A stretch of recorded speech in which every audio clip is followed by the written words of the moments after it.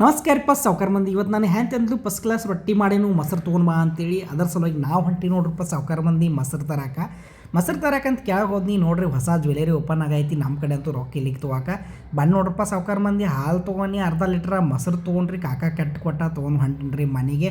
ನಡ್ರಪ್ಪ ಹೋಗೋಣ ಮನೆಗೆ. ಹಸುರೆ ಆಗ್ಯಾವ, ಹೊಟ್ಯಾಗ ಗುಳು ಮಾಡಾಯ್ತು. ಪಟ್ನ ಅವಾಗ ಎಸ್ಗಿ ಮಾಕ ಮೊಸರ ಕಟಕ ರೊಟ್ಟಿ ತಿನ್ನೋಣ ನೋಡ್ರಿ. ನಮ್ಮ ರೂಮ್ಗೆ ಎಂಟ್ರಿ ಹೊಡಿಬೇಕಂದ್ರೆ ಹಿಂಗೆ ಕೆಳಗೆ ಕಾಡ್ ಹಚ್ಚಿ ಹೋಗ್ಬೇಕಾಗ್ತದೆ ರೀ. ಯಾಕಂದ್ರೆ ಫುಲ್ ಸೆಕ್ಯೂರಿಟಿ ರೀ ಮುಂಬೈದಾಗ.